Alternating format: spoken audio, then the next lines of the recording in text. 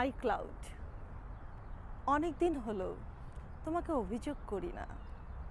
মন্দার পর্বত চূড়া ছাপিয়ে অভিযোগের স্তূপ এখন ঠাঁই নিয়েছে আইক্লাউডের বিস্তীর্ণ পরিসরে।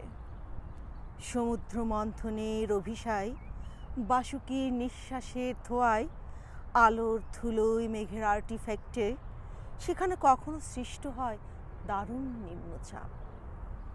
অভিমানী বৃষ্টি এলে অভিযোগগুলি শুষে নেয় বুনো পাতার গন্ধে উচ্চস্রবার দীর্ঘ তৃষ্ণা। কখনো ঐরাবতের তীব্র হাহাকার, অপেক্ষায় বসন্তের পুড়ে যায় সবুজ চন্দ্রমা পরিজাত জলজচর। অথচ তুমি এসবের কিছুই জানো না, আর আমিও তোমাকে জানার আগে জানতাম না কবিতা কী, কীভাবে বর্ষার কঙ্কনে মোলায়েম ভারী স্বরে শব্দের সুতোয় জন্ম হয় কবিতার আত্মা। ধনন্তরীর অমৃতধারায় উর্বর মেসোপটেমীয় সে আত্মা অজন্তে দখলে নাই কোনো নৈসর্গিক শৈল্পিক শ্রোতায়।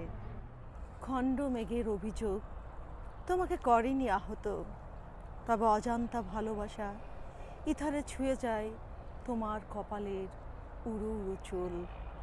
আর তুমি তখন বহু বছর পর সবার মধ্য থেকেও দৃষ্টিতে দৃষ্টি নিবন্দিত রাখে মুচকি হাসিতে দক্ষ বাজিকরের মতো সব অভিযোগ খণ্ডে নির্দ্বিধায় ঠিক কিভাবে যেন যাও চলে।